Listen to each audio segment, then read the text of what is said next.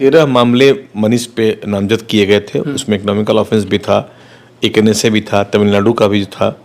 तो ये सब लेके, लेकिन ऑलमोस्ट तमिलनाडु के जितने भी केसेस समय बेर हो चुका है। एक पोस्ट देखें आप तो हर लोग यही लिखता है कि मनीष भैया जिंदाबाद, मनीष भैया की जय हो, मनीष की तारीफें करता है लोग। और अब लोगों की मांग उठ रही है कि मनीष को बिहार का सीएम बनना चाहिए। पावर का इस्तेमाल करना बंद कर दें। कोई भी, चाहे न्यायालय का अधिकार हो या पुलिस का अधिकार हो या मंत्रालय का अधिकार हो, पावर वर्ड निकाल दें। किसी की औकात नहीं है बताने का कि मनीष ने क्या गलती की। जब जेल से बाहर आएंगे तो कई सारी गाइडलाइंस को उनको पालन करना होगा, या उन पे कोई गाइडलाइंस नहीं होगी? जैसे पहले धरदार वीडियो बनाते थे, धरदार बोलते थे, सरकार को घेरते थे, वो भी करते रहेंगे, या फिर उन्हें गाइडलाइन के तहत काम करना ही होगी? अगर आप मनीष कश्यप के प्रशंसक हैं, फैंस हैं, उनको पसंद करने वाले हैं, तो आपके लिए सबसे बड़ा खुशखबरी इस दिवाली के मौके पर यह है कि मनीष कश्यप के ऊपर लगा एक एनएसए एक्ट जो देशद्रोह कहलाता है वो हट गया है। और अब मनीष कश्यप बहुत जल्द आप सबके बीच होंगे, यानी सलाखों के बाहर होंगे। और क्या कुछ हुआ है और क्या कुछ होने वाला है और कब तक मनीष भाई बाहर आएंगे, इन तमाम मुद्दों पे बात करने के लिए हमारे साथ खुद मनीष कश्यप के वकील जो उनका सारा केस देखे हैं, एसके मिश्रा जी हमारे साथ हैं। सर, सबसे पहले स्वागत है। बहुत बहुत धन्यवाद।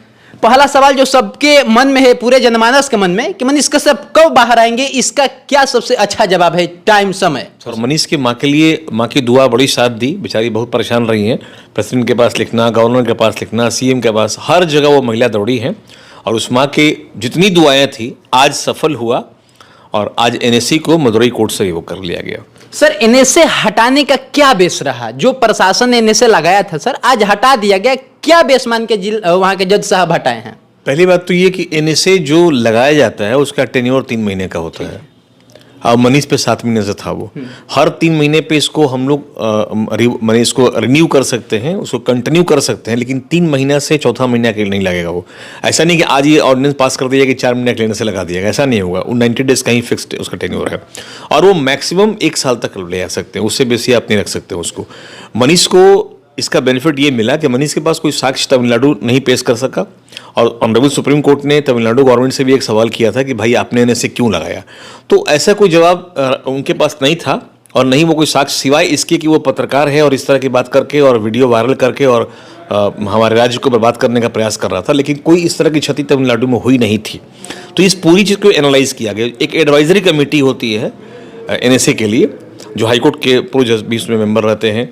तो एडवाइजरी कमेटी ने यह पाया कि भाई ऐसा कुछ साक्ष्य मनीष के खिलाफ नहीं है जिससे उन्माद फैला हो या कोई हानि या बिहार सरकार को हुई और राज्य सरकार को हुई, तमिलनाडु में हुई है। तो इनका कोई विकल्प नहीं था हटाने के अलावा। सर, एक सवाल ये भी अब चलेगा मनीष कश्यप जब तक जिंदा रहेंगे कि ये देशद्रोही है, क्योंकि इस पे देशद्रोह का मुकदमा हुआ था। क्या लग रहा है कि सच में मनीष कश्यप देशद्रोही है और ये मुकदमा से उन पे एक उनके छवि पे धूमिल हुई है? हाँ, ये है कि अब मनीष कश्यप जैसे हमारे भगवान राम थे, अयोध्या में राम थे, जब वनवास से लौट के आया तो हो गया मर्यादा पुरुषोत्तम भगवान राम। तो यही वनवास से लौट के आ रहा है तो ये हो जाएगा मर्यादा पुरुषोत्तम।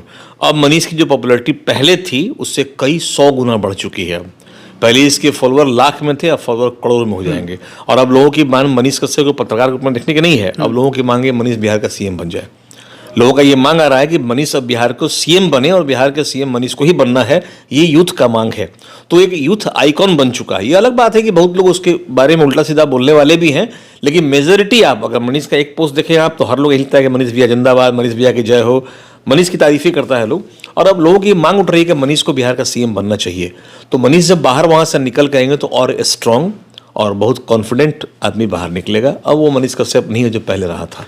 सर, आप मनीष कश्यप के वकील हैं, कई मामले में उनको बेल हो चुकी है और मनीष कश्यप को अभी किन मामलों में सजा होनी बाकी है, फिर कई मामलों में अभी तक वो कैद रहेंगे, ये भी सवाल लोगों के बीच में बहुत ज्यादा चल रहा है। 13 मामले मनीष पे नामजद किए गए थे। उसमें इकोनॉमिकल ऑफेंस भी था, एक एनएसए भी था, तमिलनाडु का भी था।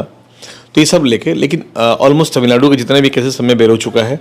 बिहार में भी हम एग्जैक्टली ये नहीं बताना चाहेंगे अभी, क्योंकि कुछ तो सेक्रेट होना चाहिए।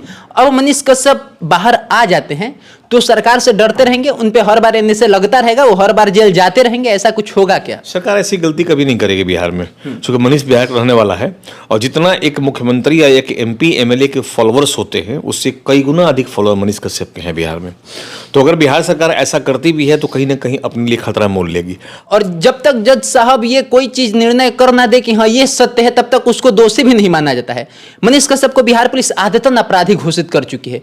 क्या जज साहब भी मानते हैं या या उनको लगता है कि हाँ ये व्यक्ति जो है आदतन अपराधी है और इस पे इस प्रकार की कार्रवाइयाँ होती रहनी चाहिए? ये पुलिस का अपना काम था इन्वेस्टिगेशन करना, क्योंकि जब एक बार एफआईआर लॉन्च हो जाता है, जब किसी व्यक्ति पे अगर आपराधिक कोई मुकदमा दर्ज कर दिया जाता है, तो आपराधिक मुकदमा दर्ज करने वाले प्रोसिक्यूटर जो होते हैं, चाहे वो पब्लिक प्रोसिक्यूटर हो चाहे वो पुलिस हो, वो हमेशा ये प्रूफ करना चाहती है कि वो जो कह रही है वो सही है, और उसने पुलिस ने यही कहा है। अभी तक हम लोग की बारी ये नहीं आया है ये प्रूफ करने का कि पुलिस जो है वो गलत है या प्रोसिक्यूटर गलत होता है। वो हम लोग अब ट्रायल में लाएंगे और ये प्रूफ करेंगे कि सरकार गलत थी, उसके लिए हम लोग क्वेश्चन हाई कोर्ट में फाइल करेंगे, क्वेश्चन हो जाएगा ये। मनीष कश्यप क्या दोषी हैं?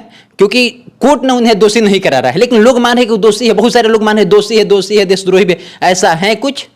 अगर अपने पावर का इस्तेमाल करना बंद कर दें, कोई भी, चाहे न्यायालय का अधिकार हो या पुलिस का अधिकार हो या मंत्रालय का अधिकार हो, पावर वर्ड निकाल दें, किसी की औकात नहीं है बताने का कि मनीष ने क्या गलती किया है।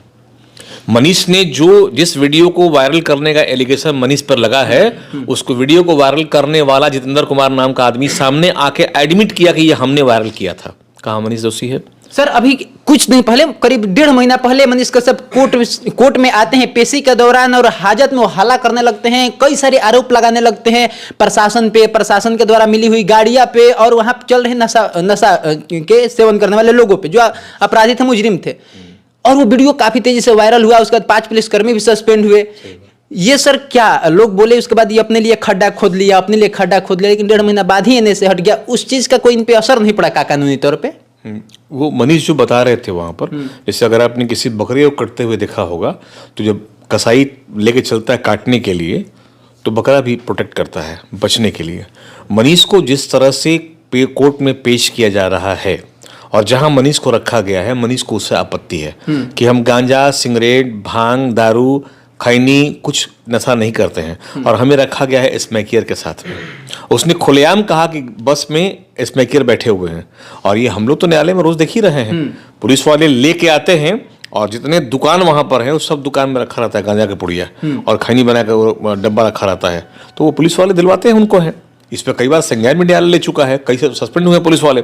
इसी बात को तो विरोध किया था वो, और उसने ये भी कहा था कि हमको ऐसे जगह बैठाया जा रहा है जहां स्मैकियर है, वहां गांजा पी के धुआं फेंक रहा है सब, हम उस तरह के अपराधी नहीं हैं। तो क्या दिक्कत था उसको अलग करने में? बस एक आखिरी सवाल सर ये रहेगा कि मनीष जब जेल से बाहर आएंगे तो कई सारी गाइडलाइंस को उनको पालन करना होगा, या उन पे कोई गाइडलाइंस नहीं होगी? जैसे पहले धारदार वीडियो बनाते थे, धारदार बोलते थे, सरकार को घेरते थे, वो भी करते रहेंगे, या फिर उन्हें गाइडलाइन के तहत काम करनी होगी अपनी? देखिए, मनीष का गाइडलाइन मनीष खुद तय करेंगे, कोई न्यायालय या हम और आप तय नहीं करेंगे।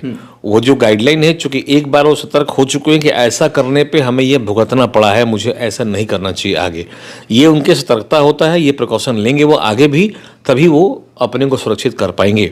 और ये हम लोग भी कन्विंस करेंगे कि अब कम से कम आउटस्पोकन, मतलब बहुत ज़्यादा नहीं कुछ करना है, लेकिन उस लड़के में एक आवेश है, एक जुनून है कि भाई हमको जनता की सेवा करना, जनता के बीच रहना है, और अपनी सेवा की बात उसने कभी नहीं की। सर वो कैद पैसा जो अभी जब्त है वो मिलेगा? खूब मिलेगा, क्यों नहीं मिलेगा? वो उनकी है, उनको मिलेगा। जितना जब्त हुआ है सामान तो उसको सब मिल गया, गांव का जो घर का सामान था, जो कुर्की किया, सब मिल गया वापस, वहां पर पैसा भी उनको मिलेगा, सब कुछ। चलिए, तो मनीष कश्यप के चाहने वालों के लिए ये बहुत बड़ी खुशखबरी है। आपका क्या कुछ कहना है? अपनी प्रतिक्रिया जरूर कमेंट बॉक्स में दर्ज करिएगा। मेरा नाम सोनू आनंद है, आप ये वीडियो समाचार सूत्र पर देख रहे हैं।